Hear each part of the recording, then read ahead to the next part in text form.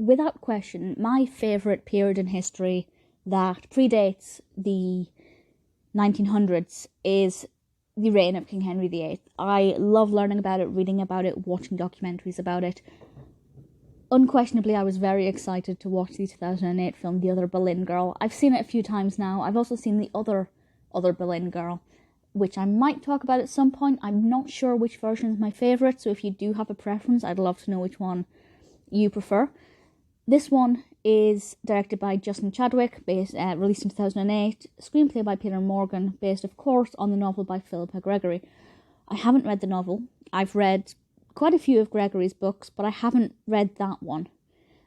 If you think it's worth reading as a priority, let me know, and also let me know how it compares. Obviously being based on historical fact, it's not going to be that different, but maybe there are certain things that are omitted for the film. I'm sure that is the case. This one obviously looks at the reign of King Henry VIII and specifically Anne and Mary Boleyn and their fight for the king's affection. And obviously when you look at it now, you think, well, why would you fight for King Henry VIII's affection? He's not a good person. But when you're in the court and you have this powerful king, I can completely see it. Anne Boleyn's played by Natalie Portman, not my favourite Anne Boleyn. Helena Bonham Carter in the 2-part TV series Henry VIII is my favourite Anne Boleyn, but she does a great job and I really enjoyed her performance. The same with Scarlett Johansson as Mary Boleyn. My knowledge of Anne Boleyn is much greater than my knowledge of Mary Boleyn.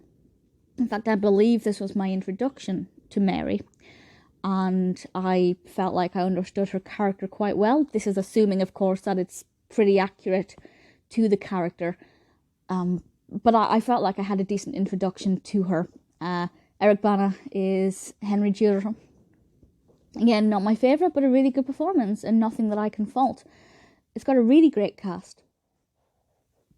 Across the board, just in addition, David Morrissey, Benedict Cumberbatch, Eddie Redmayne is brilliant.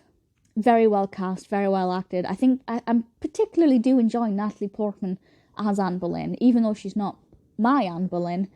If you're new to Boleyn, I think it's a really good introduction. I think she captures what I would see Boleyn's mannerisms to be very well.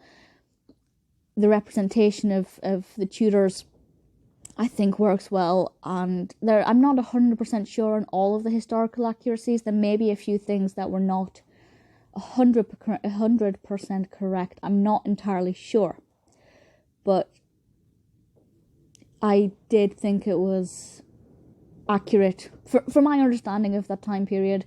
Maybe if you're an expert, there'll be little things, but also beautiful locations.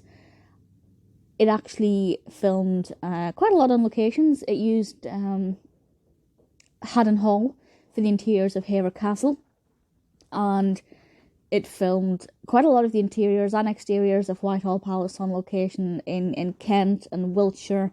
It also filmed at Knoll, which is pretty exciting because that's one of Vita Sackville West's homes, and I've been there, and it is absolutely beautiful. It's a very beautiful place. Obviously, it also filmed at Elstree and Pinewood as well.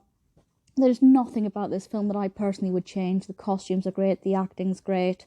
I think the representation of the time period is great. In terms of the length, I think it's just shy of 2 hours, and it passes by quickly. It doesn't drag. At no point did I feel like it was just going on and on, which some historical films do.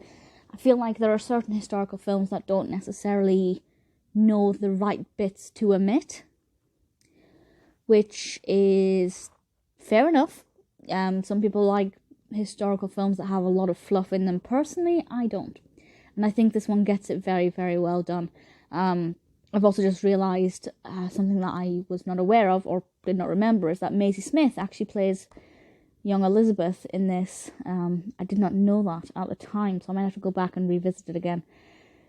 She played or plays Tiffany in EastEnders, if you do not know that.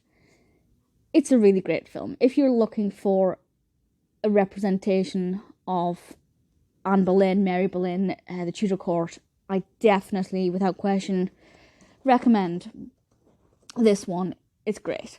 And It may be one of my favourite historical films. I kind of do want to read Philippa Gregory's novel.